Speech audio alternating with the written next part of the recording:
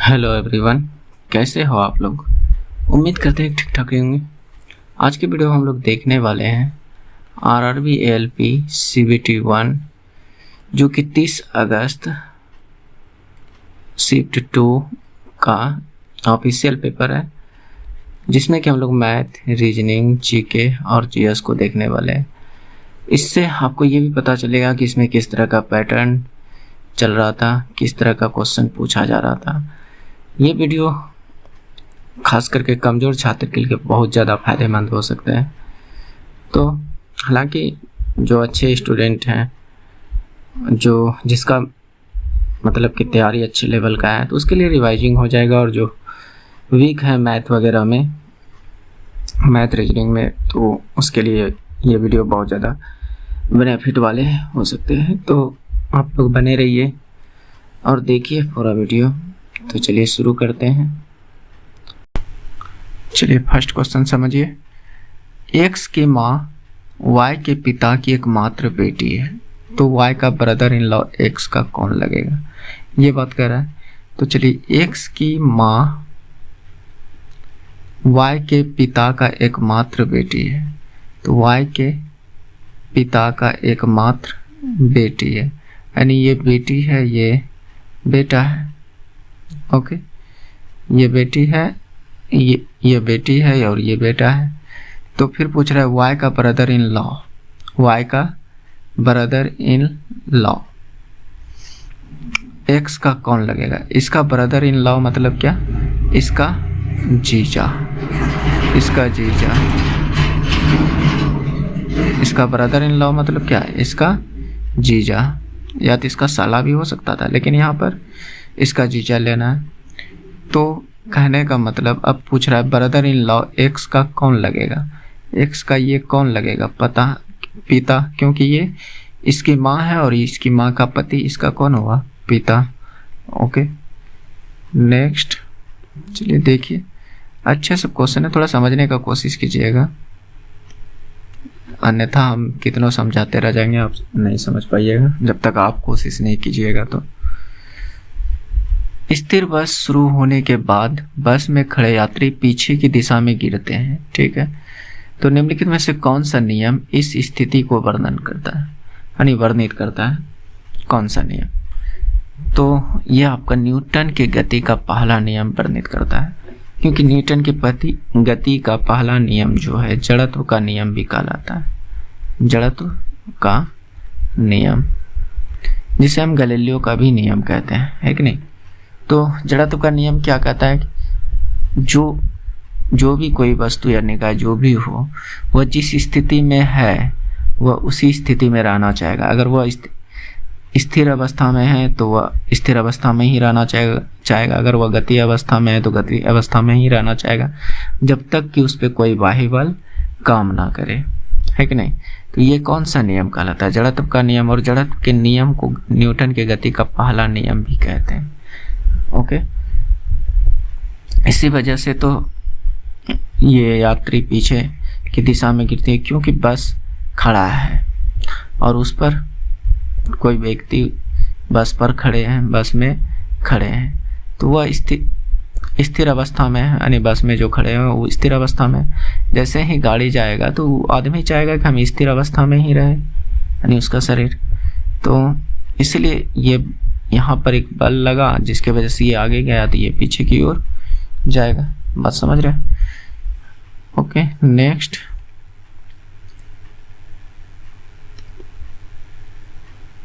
देखिए, इसको बनाइए, बोर्ड मास के रूल से भी बना सकते हैं, अन्यथा बिना बोर्ड मास के भी रूल से भी बना सकते हैं। 6 - 36 गुना 3 भागा 6 + 5, 6 से ये 6 बार में, तो 6 - 18 + 5, तो कितना हो जाएगा, 6 और 5 11 - 18, तो कितना हो गया, -7। ये -7 आपका राइट आंसर हो जाएगा। Okay, next.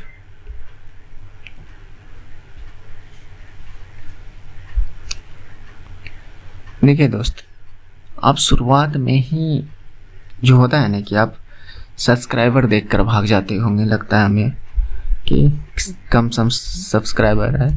तो मैं एक बात बताना चाहता हूँ दोस्त कि शुरुआत से ही किसी का इतनी ज़्यादा सब्सक्राइबर नहीं हो जाते हैं, और अब सब्सक्राइबर के पीछे भागिएगा तो आपको मटेरियल नहीं मिल पाएगा, क्योंकि वो सब अब जैसे कुछ प्रश्न आएगा मैं बताऊंगा, वो सब प्रश्न कराता ही नहीं है यूट्यूबर सब, जो कि मैं यहाँ पर टोटल में एक भी क्वेश्चन को नहीं छोड़ूंगा, सिर्फ करेंट अफेयर को छोड़कर। तो देखिए, चलिए करते हैं, अन्यथा आपकी समझ, आप क्या सोचते हैं, कैसे क्या करते हैं। अगर आपको अच्छा लगे तो लाइक करके जाइएगा, नहीं तो आपके लिए डिसलाइक की बटन खुली है। अगर नहीं पसंद आए तो डिसलाइक भी कर जा सकते हैं। ओके, तो 80 किलो द्रव्यमान बढ़ाने के लिए 9800 जूल ऊर्जा खर्च की गई। द्रव्यमान को डैश ऊंचाई तक उठाया गया था, यानी एच हमसे पूछ रहा है कि कितनी होगी। तो यहाँ पर स्थितिज ऊर्जा का फॉर्मूला क्या होता है, mgh। तो आप लगा सकते हैं, हमें यहाँ पर स्थितिज ऊर्जा का मान दे दिया है 9800 जूल, 9800 जूल। ओके, m तो हमें पता है 80 kg को रहने देते हैं, मान में जाए। अब g क्या लें, g को यहाँ पर यहाँ तो कहा तो गया नहीं कि 10 लीजिए कि 9.8 लीजिए, तो मैं कहता हूँ कि लगभग आप 10 ही ले लीजिए, ताकि कैलकुलेशन करने में आसान हो जाएगा। गुना h है कि नहीं, जी मतलब कि गुरुत्वीय त्वरण। तो यहाँ से एक जीरो खत्म, ये जीरो खत्म, तो बचा क्या 98 ये 8 गुना में तो उठकर इधर भागा में, तो ये आप भाग दे दीजिए, कितना आता है 8 h बराबर 8 का 8 बच गया, 1 18 8 दूनी 16 लग 12, जो कि 12 शुरुआत में एक ही ऑप्शन में, बाकी बात पॉइंट तो आएगा ही, देख लीजिएगा है कि नहीं। तो 12 पॉइंट कुछ आएगा, अगर 9.8 भी डालिएगा तो 12 पॉइंट ही कुछ आएगा। तो इस तरह से आप इसको सही कर सकते हैं, क्योंकि इतना क्लोज ऑप्शन और कोई है नहीं। ये 10 है, ये आपका 22 है, तो आप इसको अंदाजा लगाकर मार सकते हैं। हालांकि 9.8 भी रखकर बना सकते हैं आप। ओके, नेक्स्ट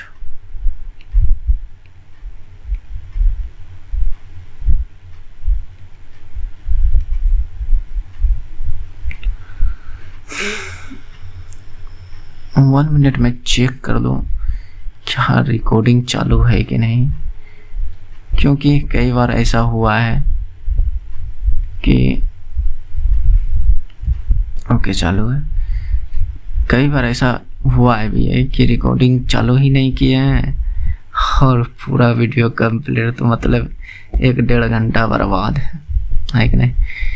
इसीलिए एक बार चेक करना तो बनता है। देखिए, एक गोले को 1/3 के अनुपात में विभाजित किया जाता है। बड़े भाग को एक शंकु में ढाला जाता है जिसकी ऊंचाई उसके आधार की त्रिज्या के समान है। ओके, आधार की त्रिज्या के समान है।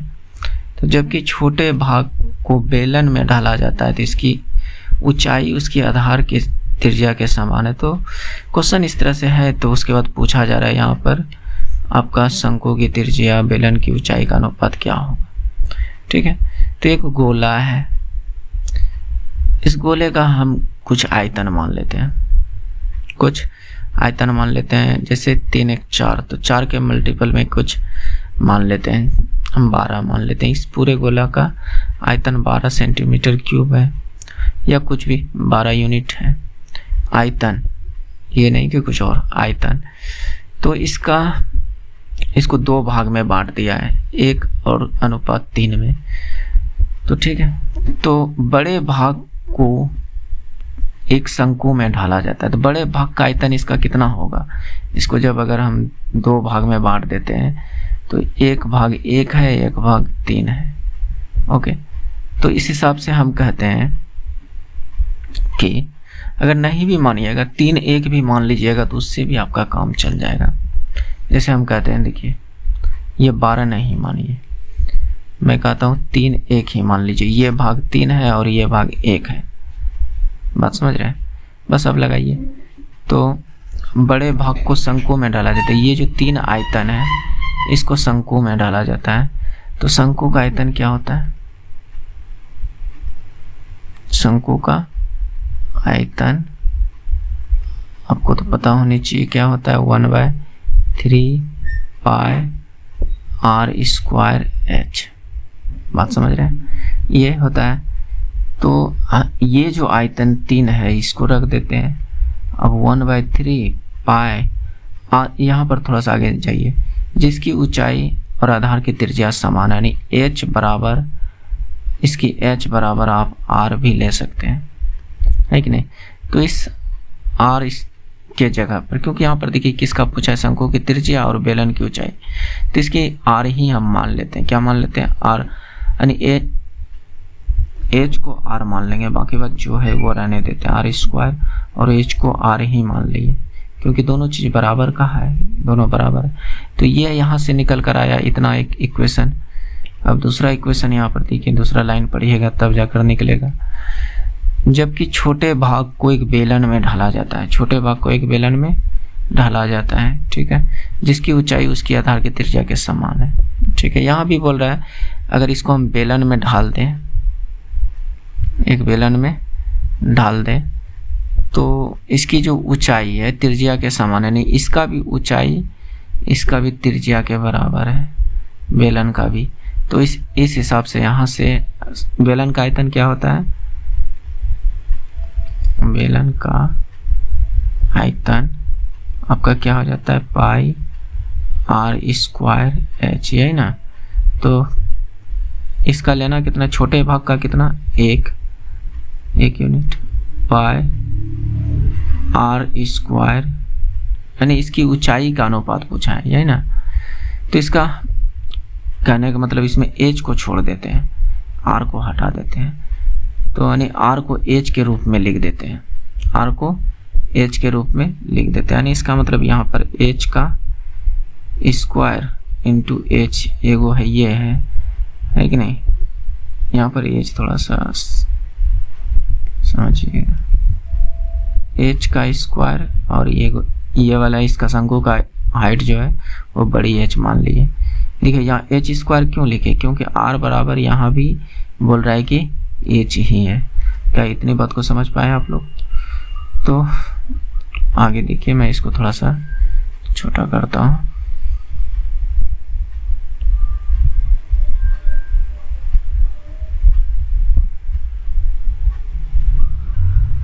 चलिए जो अब क्वेश्चन आगे कर रहा है उसको पढ़ते हैं। तो शंकु की त्रिज्या और बेलन की ऊंचाई का अनुपात क्या होगा? तो दोनों का आयतन तो है ये, तो दोनों के आयतन को बराबर कर देते हैं। शंकु का आयतन कितना, 3, और बेलन का आयतन कितना, 1, और इधर शंकु का इधर सूत्र में कितना है, 1/3 पाई छोटी आर का स्क्वायर गुना आर, तो क्या कीजिएगा, आर क्यूब हो जाएगा इधर, और इधर पाई एच स्क्वायर गुना एच, तो यहाँ पर क्या होगा, एच क्यूब, यही तो होगा कि नहीं। तो यहाँ से ये कट गया, पाई कट गया, तो बचा क्या। तो इसको और ज़्यादा सोल्व करें तो 3/1 बराबर 1/3 गुना आर क्यूब बटे एच क्यूब, यही तो है कि नहीं। अब सोचिएगा यहाँ 1/3 क्यों, 1/3 क्यों।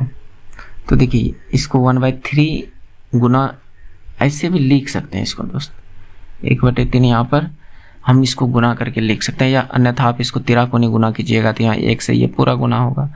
जैसे हो सकता है यहाँ पर कन्फ्यूजन हो सकता है, तो मैं उस कन्फ्यूजन को आप लोगों का दूर करता हूँ, समझिएगा।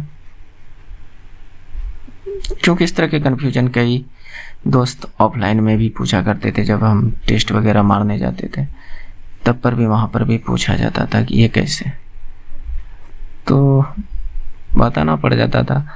तो मैं उस चीज़ को यहाँ भी समझ सकता हूँ कि आप लोगों को हो सकता है कन्फ्यूजन। तो देखिए इस 1 से ये पूरे इक्वेशन गुना होगा, है कि नहीं। तो 1 से गुना करेंगे तो क्या होगा, 1/3 आर क्यूब, अब इस एच क्यूब और गुना 3, है कि नहीं। एच क्यूब गुना 3। तो अब इसको सीधा कीजिएगा तो आर क्यूब एच क्यूब को नीचे लेते आइए, एच क्यूब को नीचे, तो ये 3 इधर नीचे है भागा में, तो इधर किस में चल जाएगा, इधर पहले से 3 है और इधर ये 3 इधर जाके गुना में हो जाएगा, और नीचे में ये 1 गुना में, तो ये नीचे में आ जाएगा। नहीं भी लिखिएगा तो कोई प्रॉब्लम नहीं है। तो यहाँ से क्या आया, R cube upon H cube बटे 9 अपॉन 1। ये क्यूब को उठाकर उधर ले दीजिए, दोनों में क्यूब सेम ही तो है कि नहीं, इसमें भी क्यूब इसमें भी क्यूब, क्या इसका पूरा का क्यूब हम नहीं लिख सकते, लिख सकते हैं। तो इस क्यूब को उठाकर उधर लेते जाइए तो आर बटे एच क्या निकल कर आ जाएगा, 9 करनी में 3 यानी 9 रूट क्यूब अपॉन 1, क्योंकि 1 का रूट क्यूब कीजिए, रूट स्क्वायर कीजिए, कुछ भी कीजिए, मान उतना ही रहेगा। क्या मेरी बात को समझ रहे हैं? तो वही बात है। तो यहाँ पर क्या आ गया, आर अनुपात एच क्या निकल कर आया, 9 रूट क्यूब अनुपात 1, जो कि ऑप्शन आपका सी नंबर में दिया गया है। ओके, अच्छा प्रश्न है। इस तरह के प्रश्न बहुत कम लोग कर पाते हैं। उम्मीद है कि आप पहले जो है कि इस तरह के क्वेश्चन से आपका भेंट हो जा रहा है, तो आपके लिए बेनिफिट है, क्योंकि इस तरह के क्वेश्चन ही आपका रिजल्ट बनाता है, ये बात मान लीजिए। क्योंकि इस तरह के क्वेश्चन बहुत कम लोग बनाएगा, और आप अगर इस तरह के क्वेश्चन 2-3 क्वेश्चन बनाए तो 3 नंबर तो आराम से, और कटअप के लिए 3 नंबर बहुत मायने होता है रिजल्ट बनाने के लिए, है कि नहीं।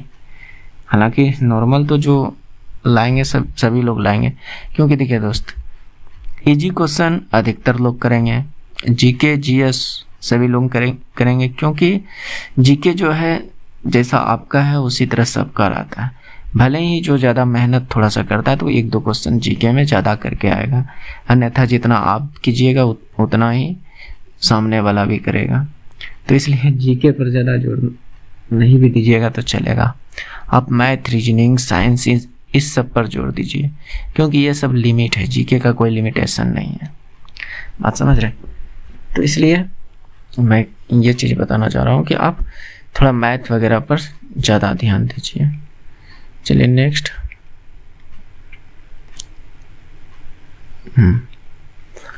एक वस्तु का क्रय मूल्य क्या है जब उसका विक्रय मूल्य 2592 रुपये है और लाभ 8% है। तो मान लेते हैं उसका सीपी 100% होगा, है कि नहीं, और लाभ 8%, तो इसका मतलब एसपी क्या होगा, 100 में खरीदा और 8% ज़्यादा में बेच रहा है, इसका मतलब 108% उसका जो है एसपी है सेलिंग प्राइस। एसपी मतलब सेलिंग प्राइस और सीपी मतलब कॉस्ट प्राइस यानी विक्रय मूल्य, और ये क्रय मूल्य और ये आपका विक्रय मूल्य। तो 108% हमने माना है सीपी को, माना ये नहीं कि ये ओरिजिनल है, माना हुआ प्रतिशत है, ठीक है। तो विक्रय मूल्य यहाँ कह रहा है रियल में कितना है, 2592। ओके, तो यहाँ पर देखिए, अब हमको अगर किसी तरह पता चल जाए कि 1% का मान कितना होगा, तो आप क्या कीजिएगा, 1% का निकालने के लिए 2592 को आप 108 से भाग दे दीजिए। अगर दोनों साइड 108 से भाग देते तो ये 1 बन जाता कि नहीं, तो इधर भी भाग दे दिया, तो ये हो गया। हमें चाहिए 100% की वैल्यू, कितने चाहिए, 100%। तो 100% 1 को बनाने के लिए क्या कर सकते हैं, 100 से गुना कर सकते हैं, 100 गुना 1%, तो ये 100% हो गया। तो इसको भी इधर 100 से गुना कर दीजिए, 2592। ये बस समझाने के लिए बता रहा हूँ दोस्त, क्योंकि इतना आप मन ही मन कर सकते हैं, है कि नहीं। तो अब इसको कटाइए, मेरे उम्मीद से ये देखिए, जैसे यहाँ पर 8 है और यहाँ 12 है, तो 8 चौके 32, लेकिन ये 2 जीरो से भी तो गुना होगा, यानी लास्ट में 2 जीरो भी होगा, तो 2 जीरो तो इसमें है और इसमें भी है। लेकिन इसको जब हम कटाएंगे तो यहाँ कहीं ना कहीं ये 4 से गुना हुआ होगा, इसका मतलब ये 24 बार में कट रहा है, क्योंकि 25 बार में करते तो ये 2500 हो जाता और 8 से करते 200, 2500 प्लस 200 यानी 108 को, मेरा कहने का मतलब आप 25 से गुना करते हैं कितना हो जाएगा, 2500 फिक्स है प्लस 200 यानी 2700 हो जाता, जो कि यहाँ पर 2592 ही है, इसलिए एक बार कम ही कटाइए। तो 2400 से कटाइए यानी 24 से कटाइएगा तो ये इतना आ जाएगा। तो थोड़ा सा समझने का कोशिश कीजिए, मैं डायरेक्ट कैलकुलेट कर रहा हूँ, तो ये 2400 आंसर आ जाएगा, इसको कटा उठा के कीजिएगा। ओके, नेक्स्ट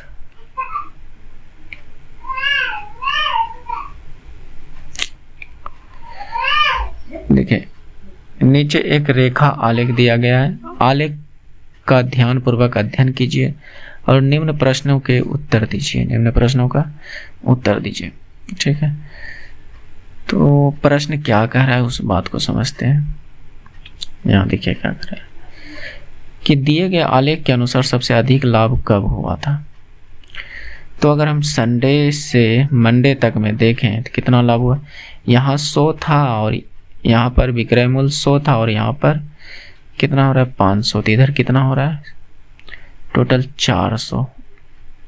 ओके, फिर यहाँ पर 500 था और यहाँ पर 300 पे आ गया, तो ये माइनस में हुआ।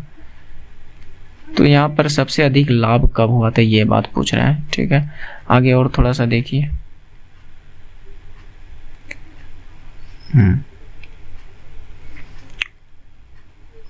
यहाँ पर कितना है 300 और यहाँ पर 600, तो यहाँ पर कितना का वृद्धि हो रहा है 300 का। फिर यहाँ पर देखिए 600 और ये यहाँ पर मतलब 700 से कम है, तो मतलब 80-85 के आसपास डाटा छिप जा रहा है। ओके, और यहाँ से यहाँ तक भी देखिए, यहाँ तो नुकसान ही हो रहा है, इधर थोड़ा सा बहुत कम लाभ हो रहा है। तो सबसे ज़्यादा लाभ कहाँ हो रहा है, यानी एतवार से सोमवार तक में, यानी कहने का मतलब सोमवार के ही दिन सबसे ज़्यादा लाभ हो रहा है। ओके, तो ये आपका राइट आंसर हो जाएगा। देखिए डिस्प्ले छोटी होने की वजह से उतने प्रॉपर आ नहीं पाता एक बार में, इसलिए मैं थोड़ा सा कट जाता है, तो उसके लिए क्षमा चाहते हैं दोस्त। नेक्स्ट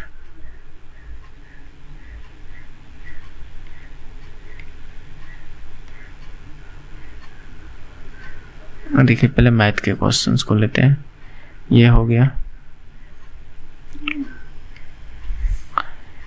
पृथ्वी पर दिखने वाला पहले प्रकाश संश्लेषक, ये तो मैथ है ही नहीं, चलिए कोई बात नहीं। ऑक्सीजन मुक्त करने वाले जीव हैं, तो ये आपका हो जाएगा साइनोबैक्टीरिया, जो ऑक्सीजन को रिलीज करता है। नेक्स्ट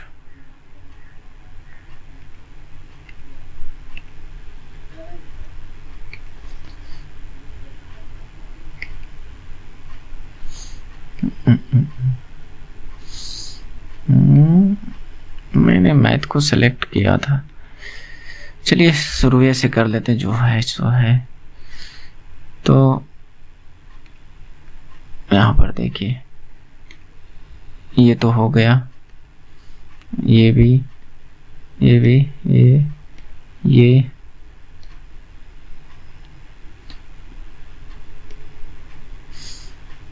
चलिए 8 नंबर। ये तो बहुत पुराना क्वेश्चन है दोस्त, करंट अफेयर है, 2018 का कोई मायने है तो नहीं इसका। नेक्स्ट देखते हैं, करंट अफेयर को छोड़ देंगे क्योंकि इस क्वेश्चन का कोई मतलब है क्या, बिल्कुल ही नहीं है। चलिए इसका, निम्नलिखित में से कौन से कथन सत्य है। तो 1906 ईस्वी में डी वाटसन द्वारा आनुवंशिकी शब्द का प्रतिपादित किया गया था, तो ये तो गलत है। 1905 में विलियम वेंटिक के द्वारा, ना कि वैटसन के द्वारा, विलियम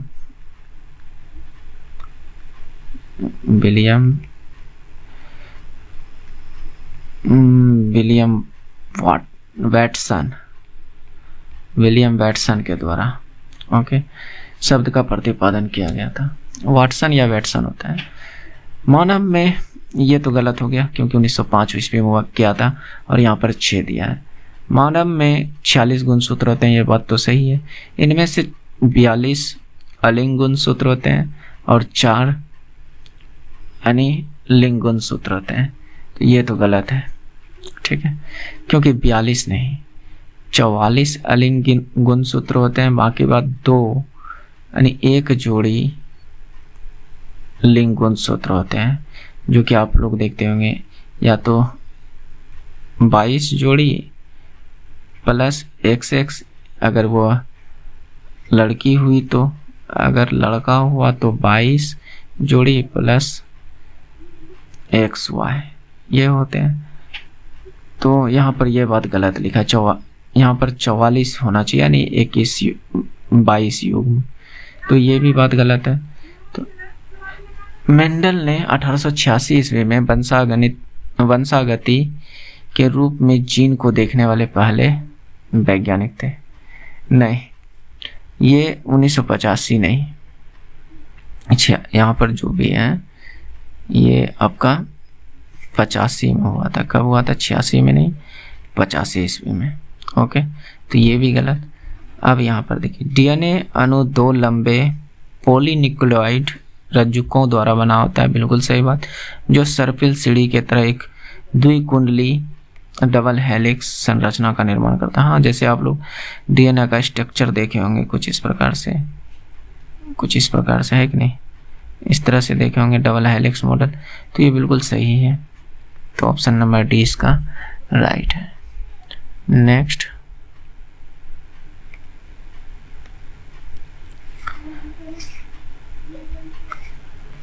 निम्नलिखित में से किस वैज्ञानिक ने स्थिर अनुपात का नियम का प्रतिपादन किया है? तो ये आपका जोसेफ प्राउस्ट है। ओके, नेक्स्ट,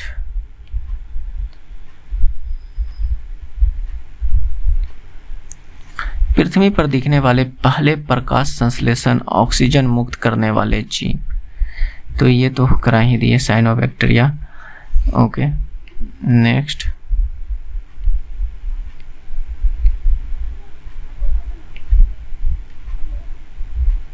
इस फिगर को देखिए, उस विकल्प का चयन कीजिए जो निम्नलिखित आकृति श्रृंखला के बाद आएगा। तो यहाँ पर देखिए क्या क्या है, इस तरह से पूरा रंगा हुआ है, लेकिन यहाँ पर पूरा जो छायांकित भाग था हटा दिया, लेकिन एक ये जो एरो वाला चिन्ह था वो हटा दिया है, ठीक है। तो यहाँ पर ये खाली वाला है, बिना छाया वाला, तो यहाँ पूरा तरह से रंगा दिया है, ठीक है, पूरा तरह से रंगा दिया है। फिर यहाँ पर सेम टू सेम फिगर है, लेकिन इसको जैसे ये छायांकित भाग है तो इसको बिना छायांकित कर दिया और एक तीर हटा दिया है, एक तीर हटा दिया है। तो जस्ट यहाँ पर क्या करना है, इसका सेम टू सेम फिगर को बस रंगा देना है, और कहाँ पर, इस तरह से सी में है, तो ये आपका सी राइट आंसर हो जाएगा ऑप्शन में, जिधर भी हो, है कि नहीं। नेक्स्ट, ये सब कॉमन सेंस का वाला क्वेश्चन है, थोड़ा दिमाग लगाइए, सही से आ जाएगा, क्योंकि ये सब क्वेश्चन 90% 95% लोग करता है। तो यहाँ पर देखिए, 22.4 kg घी का मूल्य इतना है, यानी 24.2 kg घी का मूल्य कितना दिया है, 12,525.92 रुपये, यही ना।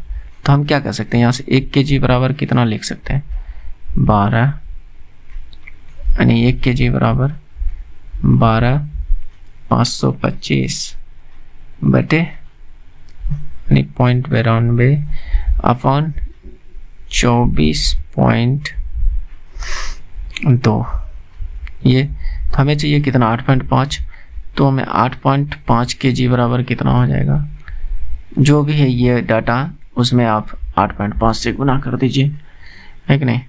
तो आप कैलकुलेट कीजिएगा तो इतना आंसर आएगा, मैं नहीं कर रहा हूँ, आप लोग कर लीजिएगा। 12,525.92 अपॉन 24.2 गुना 8.5, तो इसको हल कीजिएगा तो आपका 4399.60 आएगा, क्योंकि पॉइंट है और इतना बड़ा भाग भूग देना है तो आप भाग दे दीजिएगा। जो हम भाग देने में टाइम वेस्ट करेंगे उससे बेहतर है कम समय में दूसरा क्वेश्चन को करा दो, है कि नहीं।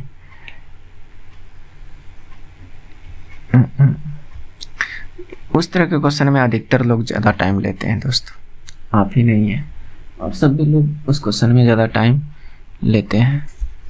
इसमें क्या करा, 1568 को किस न्यूनतम संख्या से विभाजित किया जाना चाहिए जिसके परिणामी संख्या एक पूर्ण वर्ग हो जाए। ठीक है, तो यहाँ पर क्या करना है, विभाजित ना करना है, तो इसको आप तोड़ दीजिए। 1568 को आप तोड़ दीजिए कितने से, 2 से, 7 दूनी। हालांकि आप अगर पकड़ सकते हैं तो आपको पता चल जाएगा, थोड़ा सा अगर कॉमन सेंस लगाते हैं तो इसको डायरेक्ट आधा करते हैं तो 784 होता। 2 सत्ते 8 दूनी 4 दूनी, और 784 एक पूर्ण वर्ग संख्या है। बात समझ रहे हैं, इसका मतलब यही 2 को हटा देना था। बात समझ रहे हैं, बाकी बात ये पूर्ण वर्ग ही संख्या है तो अब इससे क्या हटाना है। बात समझ रहे हैं, तो ये 2 आपका राइट आंसर हो जाएगा। नेक्स्ट,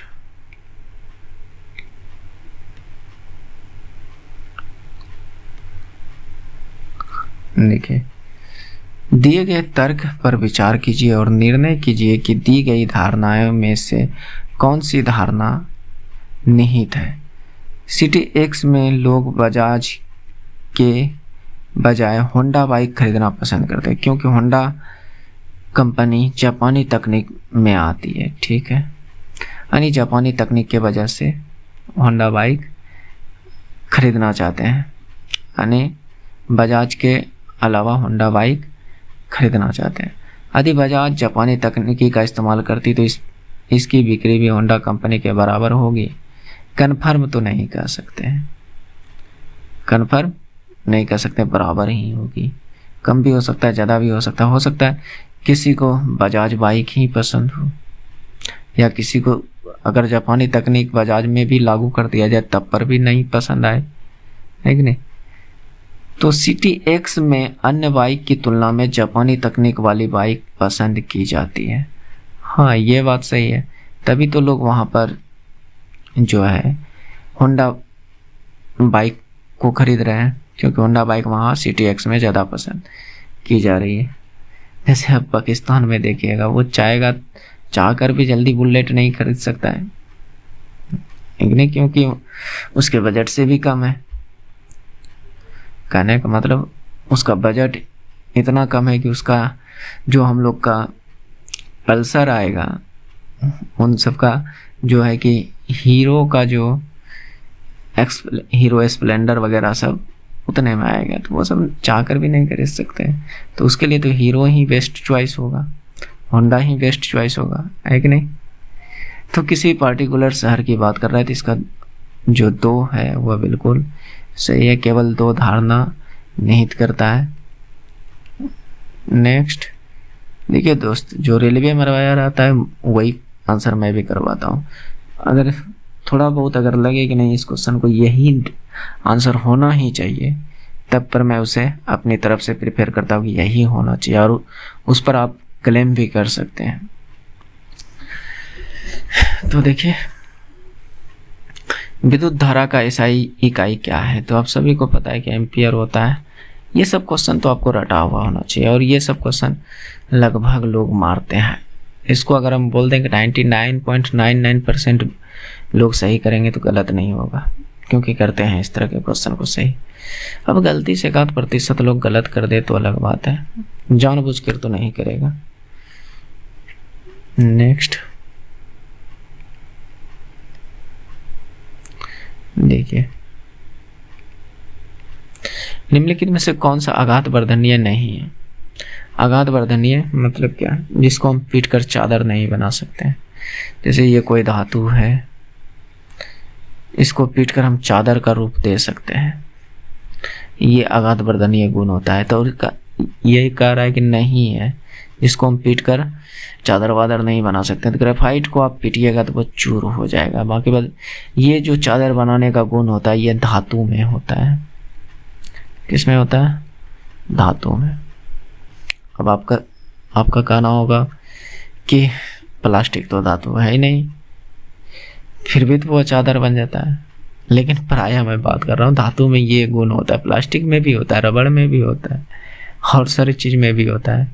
लेकिन इन सब ऑप्शन में से इन सब में है, लेकिन इसमें ग्रेफाइट में नहीं होता है। ग्रेफाइट, आप पेंसिल देखें, रेट, जिसको रेट बोलते हैं, उसके अंदर जो काला वाला रहता है छड़ के तरह, तो वो क्या है? ग्रेफाइट है। उसको आप पीटिएगा तो वो चूर चूर हो जाएगा, चादर नहीं बन सकता उससे, है कि नहीं।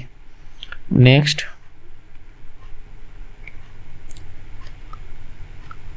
देखिए, बिना बुझा हुआ चूना को जल के साथ अभिक्रिया से डैश बनता है। बिना बुझा हुआ चूना मतलब कि क्या? CaO, इसमें आप जल से अभिक्रिया करवा दो तो ये क्या बन जाएगा? CaOH का whole twice plus H2 gas release होगा, है कि नहीं। H2 गैस रिलीज होगा तो ये जो प्लस में ऊर्जा भी रिलीज होता है, यानी हीट आपका रिलीज होगा। तो ये जो रिएक्शन है कौन सा है? ये आपका बुझा हुआ, मतलब कि बिना बुझा हुआ चूना। और जैसे ही पानी मिलाएं तो ये बुझा हुआ चूना बन गया। क्या बन गया? बुझा हुआ चूना बन गया। जैसे आप सूखा चूना नहीं लाते हैं घर द्वार में पुताई उताई करने के लिए, उसमें जैसे ही पानी मिला देते तो वह खैनी में डाल के खाने वाला चूना बन जाता है, जिसको हम बुझा हुआ चूना कहते हैं। ओके, नेक्स्ट,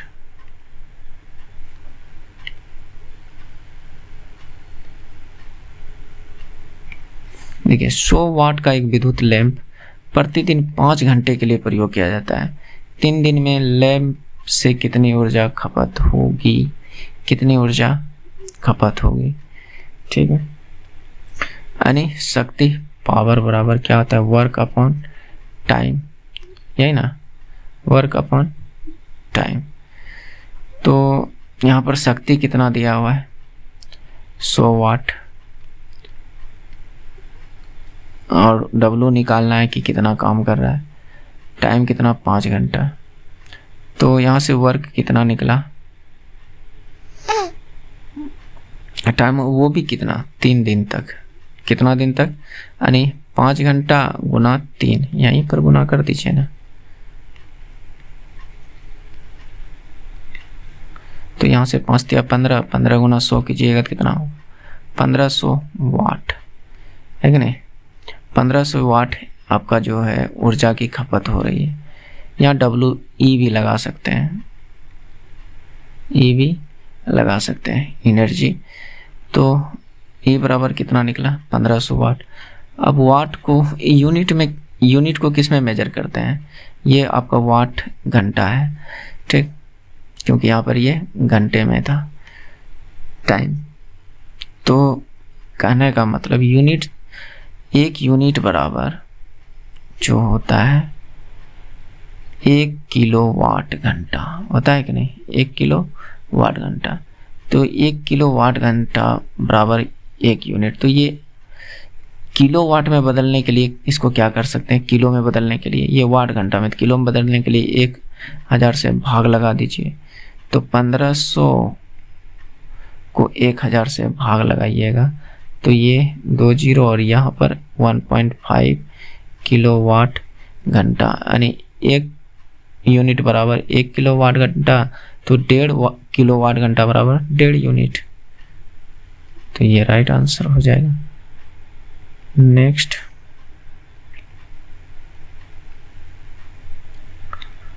देखिए, कीजिए ब्लड रिलेशन का, ये भी क्वेश्चन है। ओके, करने का कोशिश कीजिए आप। 1 मिनट।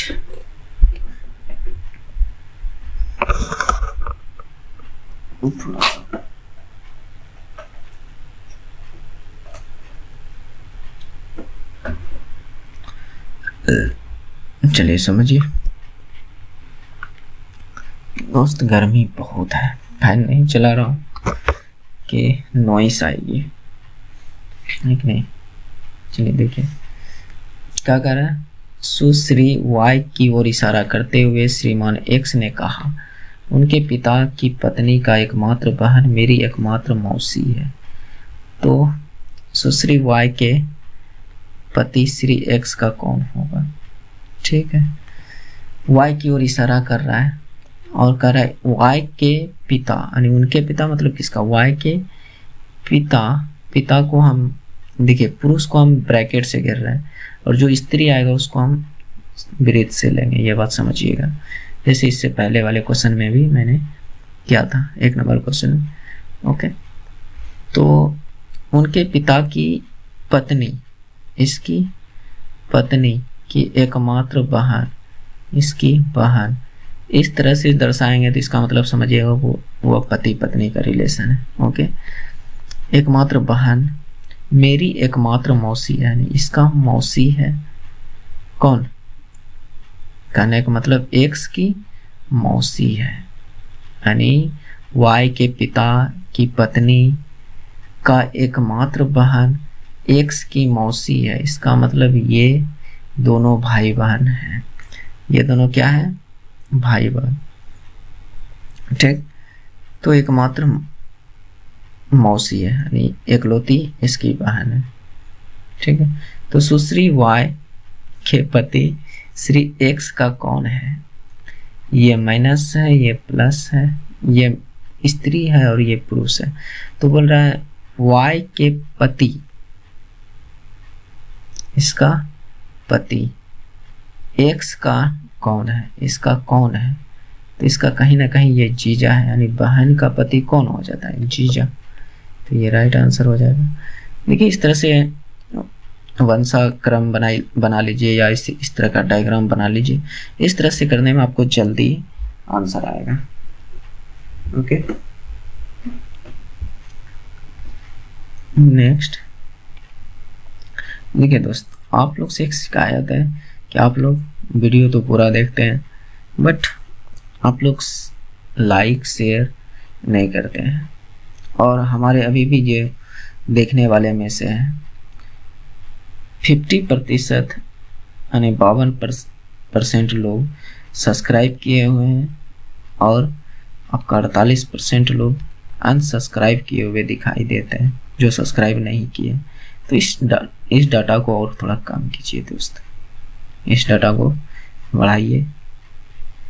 इससे देखिए हमारा भी जो है मोटिवेट नहीं कम होगा, हम भी मोटिवेट होंगे, थोड़ा हमें भी उत्साहित होगा कि नहीं चलिए जो हम मेहनत कर रहे हैं वो आपको पसंद आ रही है, अन्यथा क्या फायदा है कि नहीं। मैं बना रहा हूँ, आपको कोई इसमें इंटरेस्ट ही नहीं है, देखते हैं लेकिन आप ये नहीं सोचते कि अगर हमारा भला हो रहा है तो सामने वाला का भी थोड़ा भला होनी चाहिए, है कि नहीं। तो अन्यथा आप क्या सोचते हैं, आपका मन में क्या चलता है वो आप जाने, लेकिन दोस्त सपोर्ट आपको करनी चाहिए। देखिए क्या कर रहा है, उस चित्र का चयन कीजिए जो समूह से संबंधित नहीं है। तो इसमें थोड़ा बारीकी से देखिए और कुछ आपको नजर आएगा कि कौन सा अलग आंसर है। तो मैं यहाँ पर देख रहा हूँ कि इसमें देखिए ये जो निकला हुआ है इसमें सभी पेटल्स पर निकला हुआ है, सभी जितने भी पंखुड़ी है सभी पर निकला हुआ है, लेकिन इसमें नहीं निकला है। इसमें भी एक खाली है, इसमें भी एक खाली है, तो इसी में सभी पर है, तो यही तो अलग है जो कि ऑप्शन नंबर ए में है। ओके, नेक्स्ट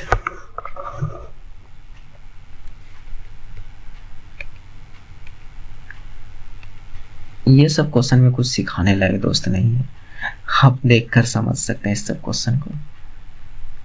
चलिए यहाँ पर क्या बोला, आधुनिक आवर्त सारणी में निम्नलिखित में से किस समूह को अक्रिय गैस कहा जाता है। तो ये सब क्वेश्चन तो आपके लिए इजी है क्योंकि आप लोग रटे हुए हैं इस सब क्वेश्चन। क्या अक्रिय गैस या निष्क्रिय गैस बोला जाए तो वो कौन सा ग्रुप होता है, तो ग्रुप 18वां या शून्य ग्रुप, ये सब क्या होता है, कहने का मतलब अक्रिय। जिससे हाइड्रोजन सब भी पूछा जाता है, हाइड्रोजन, चलकोजन, कलकोजन। थोड़ा पीरियोडिक टेबल को उल्टाइए और देखिए वो सब भी होते हैं, कहाँ पर हाइड्रोजन होते हैं, कौन सा ग्रुप हाइड्रोजन होते हैं, कौन सा कलकोजन, कौन सा और भी होते हैं। तो चलिए नेक्स्ट देखते हैं। जैसे आप 17वां ग्रुप को देखते हैं ना, उसको क्या कहते हैं, हाइड्रोजन।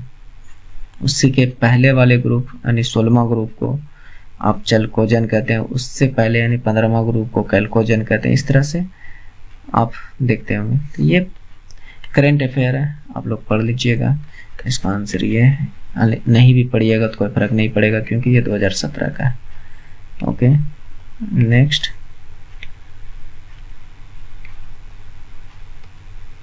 देखिए, कोशिका विभाजन से संबंधित है, डैश कोशिका विभाजन से संबंधित है। देखिए ये ऑक्जिन जो है कोशिका विभाजन से संबंधित है, ठीक है। सॉरी दोस्त, ऑक्जिन नहीं, ये आपका हो जाएगा साइटोकाइनिन। ऑक्जिन निकल गया, साइटोकाइन। ये आपका कोशिका विभाजन से संबंधित है, क्योंकि देखिए यह जो है एक प्रकार का हार्मोन है। क्या है, हार्मोन। हालांकि यहाँ पर अधिकतर हार्मोन ही है, यह हार्मोन है। यह उस क्षेत्र में पाया जाता है जहाँ तेजी से कोशिका बढ़ती है। जहाँ तेजी से कोशिका बढ़ने का मतलब क्या है, जड़। आप पौधों की जड़ को देखें, ये जो जड़ है ये तेजी से बढ़ता है। अंकुर, बीज का, जैसे कोई बीज आप देखते होंगे उसमें एक अंकुर होता है, वह अंकुर तेजी से बढ़ता है। जैसे कली, यानी कली कहने का मतलब फूल का जो कली देखते हैं, फूल कितना जल्दी कली से पूरा फूल में, बड़ा फूल में बदल जाता है कि नहीं। तो इन सब जगह पर यह ज़्यादा पाया जाता है। हालांकि और भी जगहों पर पाया जाता है। जैसे मान लीजिए टहनी का शीर्ष सिरा जो होता है ना, सबसे ऊपर, यानी पतला से, जिसको आप नाखून से काट सकते हैं, वहाँ पर भी ये ज़्यादा पाया जाता है। तो साइटोकाइनिन का काम है कोशिका विभाजन करना। ओके, चलिए इन सब के भी बारे में थोड़ा सा समझ लेते हैं। जिब्रेलिन्स जो है आपका, जिब्रेलिन्स यह पौधों की निष्क्रियता को तोड़ने में मदद करता है। निष्क्रियता को तोड़ने में मदद करने का मतलब है अंकुरित होने के लिए बीज को नियंत्रित करता है। बीज मतलब जैसे मान लीजिए आप देखते होंगे कोई सा भी बीज अगर घर में आप रख देते हैं तो वह समय से पहले अंकुरित ना हो, ये जिब्रेलिन ही नियंत्रित करता है। बात समझ रहे हैं, ये नियंत्रित है। नहीं अन्यथा वह, मान लीजिए कि आप घर में चना रखे हैं, समय से पहले ही उसमें अंकुर आ जाए, है कि नहीं, तो ये अंकुरित होने के लिए नियंत्रित करता है, बीज को नियंत्रित करता है। आपका ऑक्जिन जो है यह पौधों के विकास में ज़्यादा भागीदारी निभाता है। और आपका मैलिक हाइड्राइड जो है, हाइड्राजोइड, ये जो है यह एक शाकनाशी है। शाकनाशी कहने का मतलब पत्तों, जो पत्ता मान लीजिए कि जिसमें अब क्लोरोफिल वगैरह नहीं है, तो उस पत्तों का नाश करने में इसका हाथ रहता है। मैलिक हाइड्राजाइड, जैसे मान लीजिए कि अब पत्ता पीलापन हो गया तो उसको हटाना पड़ेगा, वो किस हार्मोन की वजह से हटेंगे, तो ये मैलिक हाइड्राजाइड के वजह से। ऐसे भी देखिए यहाँ से ट्रिक याद रखते हैं, झाइड मतलब झड़ना, पत्तियों को झाड़ने का काम करता है। बात समझ रहे हैं। तो नेक्स्ट,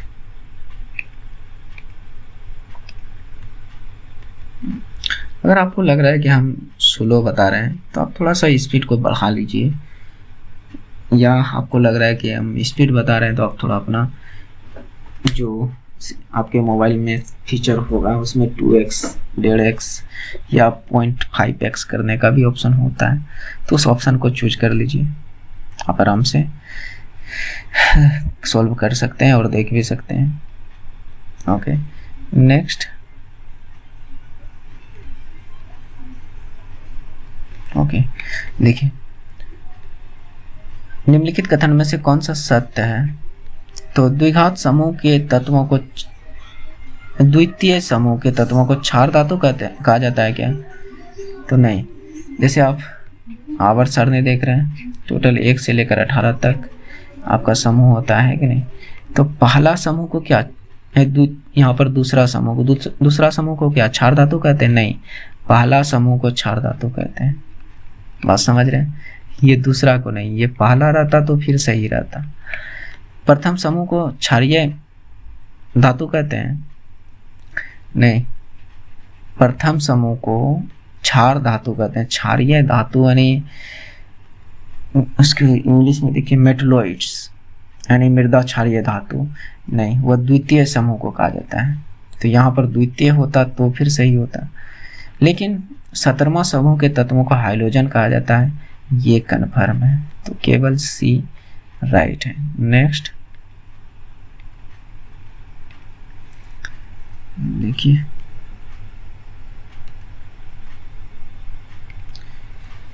निम्नलिखित में से किस संख्या का वर्गमूल एक अपरिमेय संख्या है?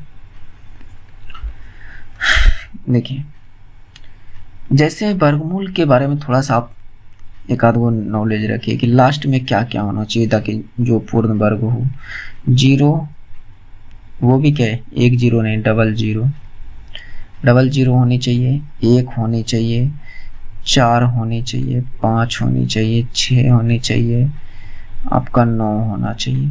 ये सब संख्या होनी चाहिए अगर पूर्ण वर्ग हो तो। और आपको पता है कि अपरिमेय संख्या जो है उसका वर्गमूल नहीं निकलेगा, तो यहाँ पर हमें 9 दिख रहा है, इसका निकल सकता है, लेकिन यहाँ पर 1 0 दिख रहा है। यहाँ पर लास्ट में 2 0 होता तो फिर मैं कहता कि हाँ इसका निकल सकता है। यहाँ पर 1 0 है, तो यही तो गलत है, यही अपरिमेय है, यही।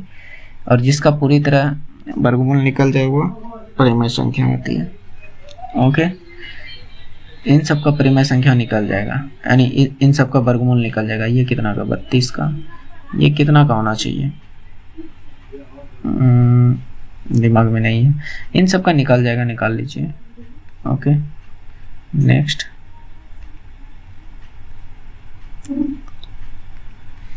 न्यूलैंड के तालिका में डैश तत्वों को हाइड्रोजन के साथ रखा गया था।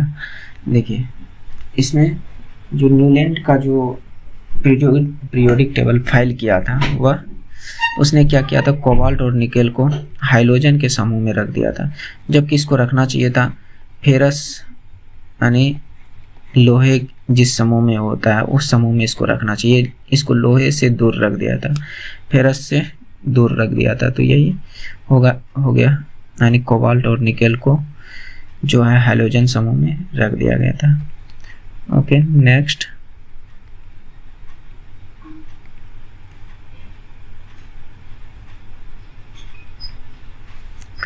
अमेरिकी इतिहास में अब तक का एकमात्र राष्ट्रपति कौन है जिसने अमेरिकी राष्ट्रपति के रूप में 2 बार गैर क्रमिक कार्यकाल के लिए कार्य किया? तो ये ग्रोवर क्लीवलैंड है, ये ग्रोवर क्लीवलैंड।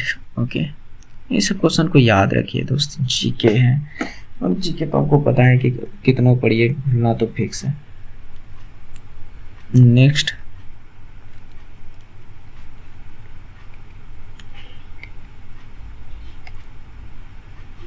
चलिए इस क्वेश्चन को बनाइए। देखिए, 4 सेंटीमीटर वर्ग वाले प्रत्येक कोने से प्रत्येक भुजा से एक शीर्ष लंबा 1 सेंटीमीटर भाग काटा जाता है, तो इससे निर्मित अष्टभुज का परिमाप और क्षेत्रफल क्या होगा? परिमाप और क्षेत्रफल क्या होगा? ठीक है, तो चलिए इसको करने का कोशिश करते हैं। एक मान लीजिए ये एक वर्ग है, ये आपका वर्ग है जिसकी भुजा 4 सेंटीमीटर है, तो सभी भुजा 4-4 सेंटीमीटर, लेकिन इसका कहता है कोना से 1 सेंटीमीटर करके काट लिया जाता है, चारों कोना से 1 सेंटीमीटर करके काट लिया जाता है। तो कुछ ये इस प्रकार से बन गया होगा, समझिएगा। ये अष्टभुजा वाला कुछ इस प्रकार से बन गया होगा ये फिगर, प्रॉपर नहीं बन पाया, थोड़ा समझने का कोशिश कीजिएगा। तो कुछ इस प्रकार से बन गया होगा। तो एक बात बताइए, यहाँ से एक काट लिया, यहाँ से ये भी एक कट गया, फिर यानी सभी का एक एक कट गया। बात समझने का थोड़ा सा कोशिश कीजिएगा। तो यहाँ पर परिमाप निकालनी है। क्या निकालना है? इस अष्टभुज का परिमाप। तो अब ये वाला काउंट होगा, ये हिस्सा मैं ब्लैक से करता हूँ, ये हिस्सा काउंट होगा परिमाप में, है कि नहीं? परिमाप का मतलब क्या? जो बाहरी एरिया यानी जो बाहर को माप ले वही है परिमाप, है कि नहीं? ये बाहर से गिरे यानी किसी भी आकृति को जब बाहर से नापते हैं तो वह परिमाप कहलाता है। तो ये परिमाप, इस हिस्सा को मापना है। तो यहाँ पर देखिए, ये एक समकोण त्रिभुज नहीं बन रहा है, यहाँ भी एक समकोण त्रिभुज नहीं बन रहा है, बन रहा है कि नहीं? ये भी समकोण त्रिभुज। तो टोटल कितने? 4 समकोण त्रिभुज बना है। मेरी बात को समझने का कोशिश कीजिएगा। तो हालांकि यहाँ पर हम यहाँ से ये वाला भुजा के बारे में अगर हम ज्ञात कर लें तो हम आसानी से हो जाएगा निकालना। थोड़ा समझने का कोशिश कीजिएगा। ये भुजा हम निकाल लें तो आसान हो जाएगा मेरे लिए परिमाप ज्ञात करना। कैसे? जब समकोण त्रिभुज में ये दोनों भुजा एक एक हो तो यह मान कितना? √2 पाइथागोरस प्रमेय से। यानी ये भुजा कितनी है? √2। बाकी बात तो इन सबको कैलकुलेट कर ही सकते। टोटल 4 है, तो एक इधर से गायब हुआ, 1 सेंटीमीटर इधर से, तो 2 सेंटीमीटर गायब। 4 में तो बचा कितना? 2 सेंटीमीटर। तो 2 सेंटीमीटर यहाँ, 2 सेंटीमीटर यहाँ, 2 सेंटीमीटर यहाँ, 2 सेंटीमीटर यहाँ, तो टोटल 4 जगह 2 सेंटीमीटर बना, प्लस √2 यहाँ, √2 यहाँ, इसमें √2, इसमें भी √2, इसमें भी √2, इसमें भी √2, टोटल 4 गो √2 है ना। तो ये 4 दूनी 8 प्लस 4 √2, ये हमारा परिमाप निकला। ये हमारा परिमाप निकला। क्या ऑप्शन में है? 4 + 4 √2, तो 4 + 4 √2 नहीं, 8 + 4 √2, 8 + 4 √2 यहाँ पर है। एक ही ऑप्शन में, जरूरी नहीं कि आप क्षेत्रफल निकालें।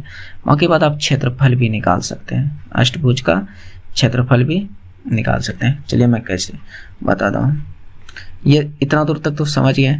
अब क्षेत्रफल हम इसका कैसे काउंट कर सकते हैं, देखिएगा। जैसे ये फिगर था, ये फिगर यहाँ से कट, यहाँ से कट, यहाँ से कट। अगर ये पूरा वर्ग होता तो क्षेत्रफल इतना, इसका कितना होता? 4 यानी a², यानी a² कहने का मतलब कितना? 4 का स्क्वायर 16। लेकिन यहाँ से इतना इतना तो 4 को त्रिभुज कट गया कि नहीं?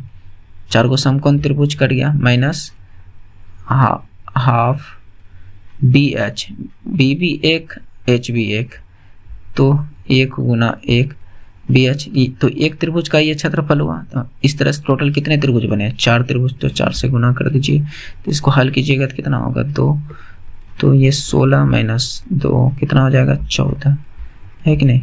तो ये 14 सेंटीमीटर स्क्वायर क्षेत्रफल है, ये परिमाप है। हालांकि अगर एक चीज़ भी निकल गया और ऑप्शन में कोई दूसरा ऑप्शन ही नहीं है जो कि ये चीज़ 2 जगह दिया रहे, तो ज़रूरी नहीं है कि आप क्षेत्रफल भी निकालो। बात समझ रहे हो? आसानी से निकाल सकते हो। Okay, next. थोड़ा समझने का कोशिश कीजिए दोस्त, नहीं तो हम कितनों समझाते रहेंगे, नहीं समझ पाओगे जब तक आप कोशिश नहीं करोगे। तो निम्नलिखित में से किस कोशिकांग को कोशिका के प्रोटीन की कोठी कहा जाता है या प्रोटीन की थैली कहा जाता है? किसको? तो आप सभी को पता होनी चाहिए, प्रोटीन की थैली जो कहा जाता है वह राइबोसोम को कहा जाता है। ये तो आपका आत्महत्या की थैली कहलाता है, आत्महत्या की थैली, या इसे सुसाइड बैग भी कहते हैं। आत्महत्या की थैली। माइटोकॉन्ड्रिया ऊर्जा गृह कहलाता है, ऊर्जा गृह कहलाता है। क्लोरोप्लास्ट ये आपका एक वर्णक है जो कि प्रकाश संश्लेषण के लिए फायदेमंद होते हैं। राइबोसोम यही होता है प्रोटीन की थैली, प्रोटीन की थैली या कोठी कह सकते हैं, प्रोटीन की थैली या कोठी। ये राइबोसोम भी आप 2 तरह के पढ़े होंगे। एक आप जो है इंडोप्लाज्मिक रेटिकुलर एंडोप्लाज्मिक, देखिए दिमाग से निकल रहा है।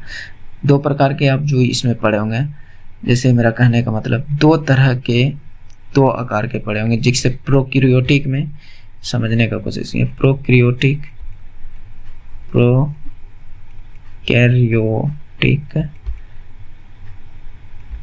प्रोकैरियोटिक में जो आपका होता है ये 70S का होता है। प्रोकैरियोटिक में जो राइबोसोम की संख्या होती है वो 70S, और आपका यूकैरियोटिक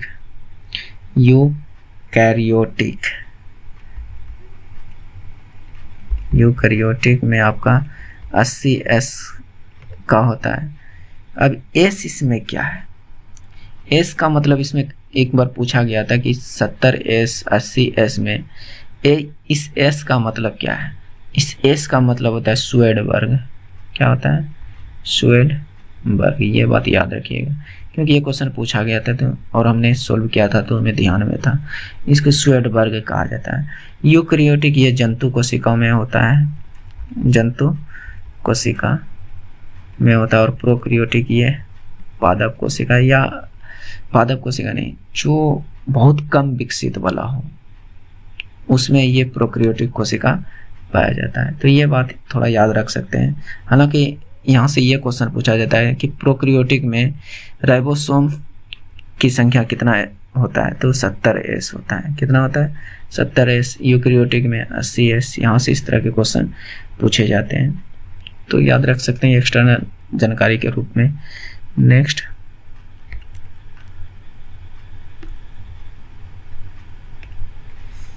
देखिए पुस्तक एनीथिंग बट खामोश द शत्रुघ्न सिन्हा बायोग्राफी किसके द्वारा लिखी गई है? ये क्वेश्चन अधिकतर लोग गलती कर देंगे कि एनीथिंग बट खामोश, ये बात तो शत्रुघ्न सिन्हा ज़्यादा बोलते थे, यही लिखे होंगे, तो ये गलत है। नहीं, ये जो लिखा है भारती एस प्रधान ने, भारती एस प्रधान ने। फर्स्ट बार में ये क्वेश्चन मैं भी गलत करता क्योंकि वैसा है ही।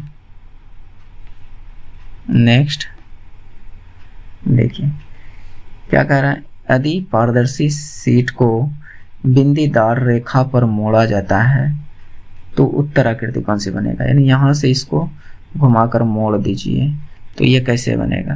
तो मेरे उम्मीद से यहाँ ये 8 बन जाएगा। 8 कौन सा ऑप्शन में? ऑप्शन बी में, जो कि कहीं ना कहीं ऑप्शन में होगा। नेक्स्ट चलिए इस क्वेश्चन को कीजिए। मैं इसके लिए आपको शॉर्टकट भी बताऊंगा कि आप इसको कैसे कर सकते हैं। हालांकि देखिए आप इसको ऐसे कर सकते हैं, 56 गुना 5 प्लस 1, यानी 56 गुना 5 प्लस 1 बटे 5। यहाँ पे क्या बोलता है, इतनी लंबाई की छड़ है और इतनी लंबाई की एक स्टील छड़ की काटी जाती है, तो शेष छड़ की लंबाई क्या है, यानी इतना घटाना है इसमें, यानी 26 गुना 20 प्लस 3 बटे 26। इतना सोल्व कीजिएगा तब जाकर आंसर आएगा। इसको कहता है इतना करवे मत कीजिए। कैसे? मैं कहता हूँ कि जो ये डाटा है थोड़ा सा समझिएगा, जो ये 56 लिखा हुआ है और ये 20 का अंतर ले लीजिए। 56-20 का अंतर कितना? 36। तो ठीक है 36 सभी ऑप्शन में है, तो अभी तो नहीं कर सकते हैं, लेकिन अब इसका अंतर ले लीजिए 1/5 और माइनस 3/26, इसका अंतर ले लीजिए तो ये कितना हो जाएगा? 26 माइनस 10, नहीं इन दोनों का 5 और यहाँ पर 3/26 ना है, ठीक 3/26। तो इन दोनों का एलसीएम ले लीजिएगा तो कितना आएगा? 26 और 5 का 130। तो ये कितने बार में कटेंगे? 26 बार में। तो 26 और ये कितने बार में? 5 बार में, और 5 दिया 15। तो 26 में, अरे 26 ही होगा ना यहाँ, 26 में 15 घटाइएगा तो कितना बचेगा? 11/130। तो ये 36 और 11/30, इसके 36 के आगे 11/30 को चिपका दीजिए, यही आपका राइट आंसर हो जाए। 11/130, 130 को चिपका दीजिए आंसर। अन्यथा आप उस तरह से कीजिए, फिर देखिए कितना टाइम लगता है, कम से कम 2 मिनट तो ज़रूर लगेगा आप लोगों को। अन्यथा मैं इस तरह का अगर हो ना तो आप पहले जो पूर्ण संख्या है उसको हल कर लीजिए। ये जो अब जो है पूर्ण संख्या जो नहीं है, ये भिन्नात्मक संख्या जो है, इसको बाद में हल कर लीजिए, क्या फर्क पड़ता है कि नहीं। नेक्स्ट,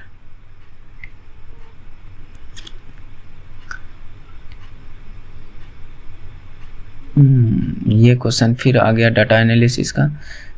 चलिए, लेकिन ये क्वेश्चन थोड़ा सा अलग है। यहाँ पर कह रहा है दिए गए आलेख के आधार पर कमाई में अंतर लगातार 2 दिनों में किसके बीच सबसे अधिक है। किनके बीच सबसे अधिक है अंतर। ठीक, तो देखिए इसको कैसे निकाल सकते हैं। यहाँ से यहाँ तक का अंतर देखिए कितना है, तो 100 और 500, 400 का अंतर। यहाँ से यहाँ तक का अंतर कितना है, यहाँ 500 और 300, 200 का अंतर है कि नहीं। फिर इस पॉइंट से इस पॉइंट तक का कितना का अंतर है, ये 300 पर है और ये 600 पर है, यानी यहाँ पर 300 का अंतर है। फिर यहाँ से यहाँ तक का अंतर, ये 600 पर और ये कह सकते हैं 650 पर, यानी यहाँ पर 50 का अंतर कर सकते हैं। फिर यहाँ से यहाँ तक का, यहाँ पर 600, यानी कितने लाइन है, 1 2 3 4 5 6, यानी 5 ही लाइन बीच में है। तो इसको आप कह सकते हैं 670 के 60 या 60 ही मान लेते हैं, 660 और यहाँ पर 300, तो यहाँ पर कितना 360 का अंतर कह सकते हैं या 350 का। यहाँ पर कितने का अंतर, 300 और ये इसके बीच में आधा मान लीजिए यहाँ तक में, तो 350, 300 और 350 में कितने का अंतर है, 50 का। तो सबसे ज़्यादा अंतर कहाँ पर दिख रहा है, तो यहीं पर हमें सबसे ज़्यादा अंतर दिख रहा है, यानी रविवार और सोमवार, रविवार और सोमवार। तो ऑप्शन में होना चाहिए रविवार और सोमवार, ये राइट है। ओके, नेक्स्ट,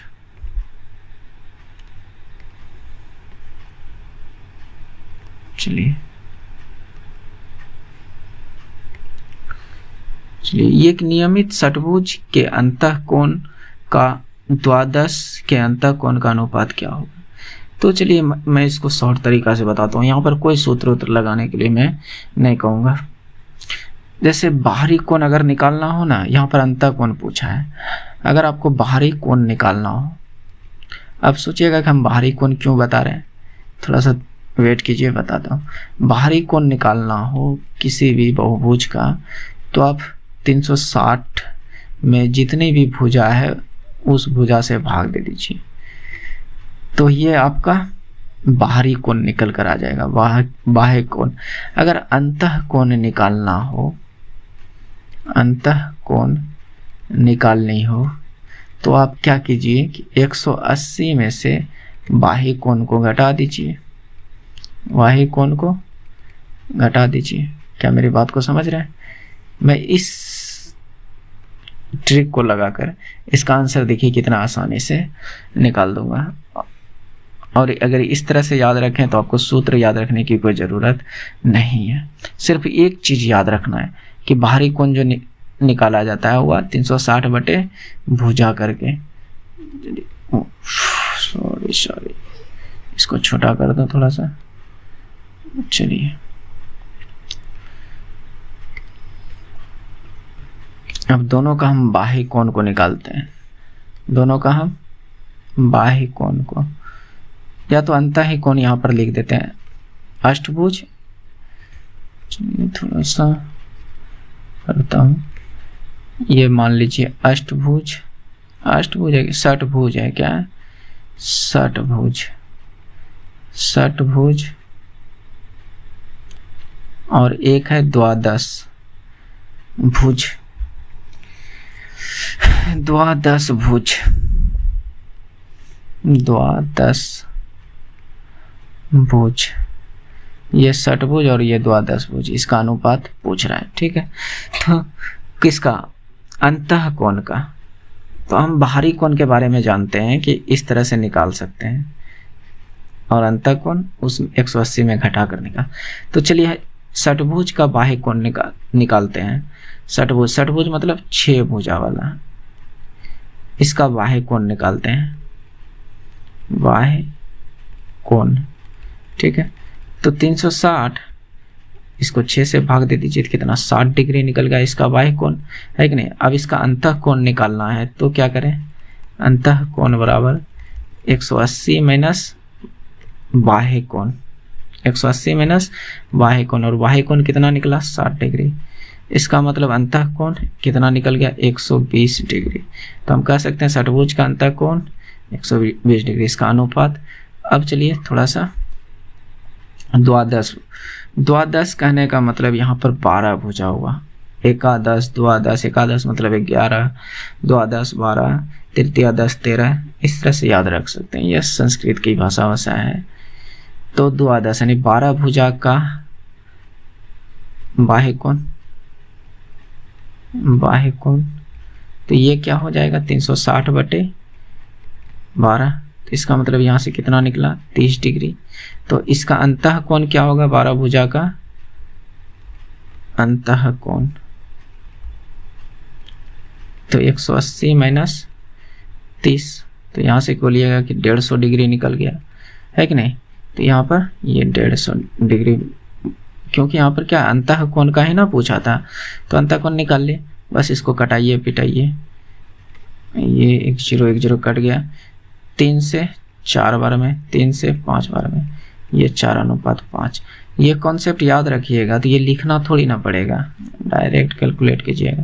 तो ये टोटल हमने 35 क्वेश्चंस आप लोगों को करा दिए। तो आपको ये वीडियो कैसा लगा आप कमेंट में ज़रूर बताइएगा, और जो भी हो, अगर जो इसमें अगर हो सकता है कुछ सुधार करने की कोशिश हो, सुधार करने की बात हो, तो आप कमेंट में ज़रूर बताइएगा, जिससे मैं सुधार करने का कोशिश करूँगा। बाकी बात एक क्या बोलूँ, आप अगर चैनल पर पहली बार आए थे तो सब्सक्राइब कर लीजिए और बेल आइकन को भी दबा लीजिए, ताकि आने वाले सभी वीडियो आप तक सबसे पहले पहुंच सके। ये प्राय लोग कहा करते हैं, तो आप ये बात जानते हैं, फिर भी गाइडलाइन के अनुसार में बोलना पड़ता है। ठीक है, तो आप लोग कर लीजिए प्लीज, का भाई समझकर। तो आपने इतना बात जान लिया, ये आपको सेशन कैसा लगा ये आपको कमेंट में बताना है। आप कमेंट, लाइक, शेयर, सब्सक्राइब करते हैं, थोड़ा सा हमें मोटिवेशन होता है कि नहीं। चलिए, हमने जो किया वो कहीं ना कहीं किसी ना किसी को पसंद आ रहा है, तो इसके लिए मैं आगे भी आप लोगों के लिए कुछ करूं, है कि नहीं। तो प्लीज़ दोस्त सपोर्ट कीजिए। बाकी बात क्या बोलूं, जय हिंद, मिलते हैं नेक्स्ट वीडियो में। Thanks for watching.